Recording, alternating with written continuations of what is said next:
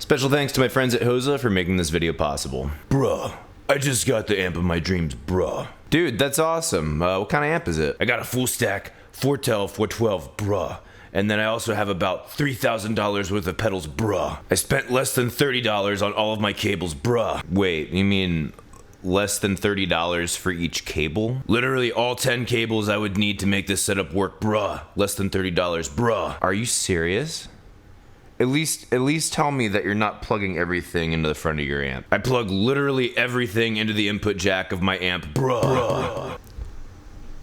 I'm f***ing ashamed of you. Everyone knows that if you want to get amazing tone, amazing sound, you need to have top-end gear. You need to have the best guitar that you can find. You need to have the best amp you can afford, great pedals to make sure that you craft your sound correctly. It is very appealing to spend thousands and thousands of dollars on this very expensive, fantastic gear that's going to help you make an awesome sound with your guitar. But if you don't know how to connect everything together properly, you are missing so much potential. You are getting $3,000 out of a $6,000 set potentially. Your goal is to get the cleanest, most accurate signal possible for maximum clarity, punch, and tone shaping possibilities. So we all know that guitars matter, amps matter, and that pedal boards matter. Do cables matter? Absolutely yes. They are literally just as important as every other piece of gear. Are all cables the same? Absolutely not. The connection between the source of the sound and the final output of the sound through speakers or drivers is called our signal chain. Everything that connects the source of the sound, literally the guitar strings on your guitar, the whole way through the process, literally looking at the pickups, the electronics in your guitar, the input jack of your guitar, the cable connecting your guitar going into your next pedal, the actual pedal itself, the cable that connects that pedal to the next pedal, and so on and so forth. The cable that connects your amp head to your amp cabinet, part of the signal chain. If any one of these steps in the signal chain is lower quality than the rest of it, it brings the entire whole down. If you even want to use the analogy, a chain is only as strong as its weakest link. So using top-end gear and then low-end cables, you just brought the potential of all of your top-end gear down. And the more low-end cables you have in your signal chain, the more it's going to degrade your signal. So let's take a look at cables for a second.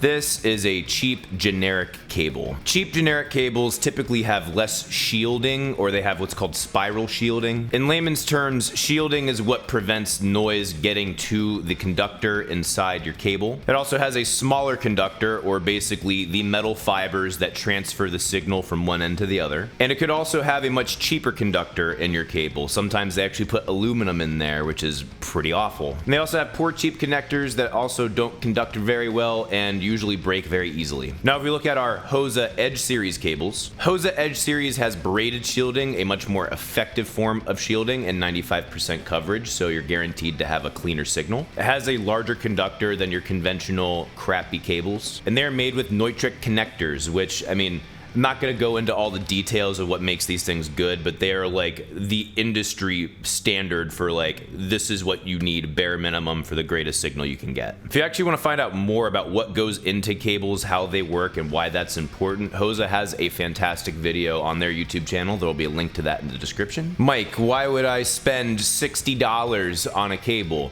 The same reason why you would spend $2,000 on an amp instead of $150 on an amp. You will get a return on that investment. Not only that, I promise you your cables are going to last a lot longer and sound a lot better. Because of the poor conductivity in cheaper cables, they tend to duck the high end a little bit and muddy up the low end, so you get basically a muddier sounding signal. Whereas with your Hosa Edge series, you would get a clearer, punchier, more accurate signal. So okay, we at least have the cables that are going to give us the best signal possible. Great. How do we plug all of this crap together? Now, at the end of the day, there's no right way to do it, artistically speaking, but for what people would consider the conventional clearest way of getting a good round clear tone, this is the normal way that people would want to plug their pedals in. Anything that boosts signal, adds distortion, adds compression, is an envelope filter of sorts, an EQ type of thing, and depending upon what modulation effects, maybe a phaser or a flanger. Pedals of that nature can go right into the input jack of your amplifier.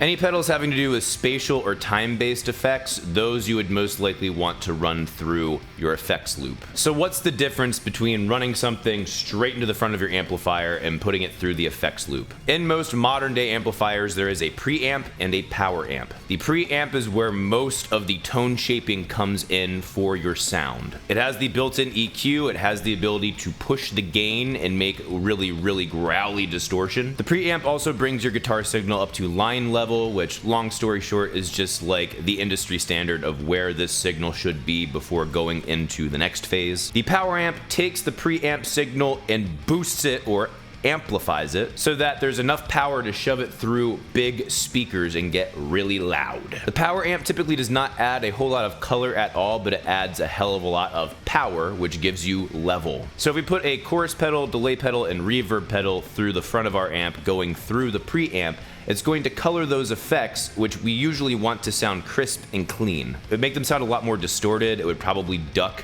some of the high end, I imagine, and also just color it really muddy. Some people actually like that effect. For instance, I used my Poontang Boomerang analog delay pedal through the front of my amp for a number of the fill sections in Dumpster Diver. I specifically wanted that dirty, hairy tone. I really liked it. Alright, we'll say that you have a multi-effects processor and not a whole bunch of individual pedals.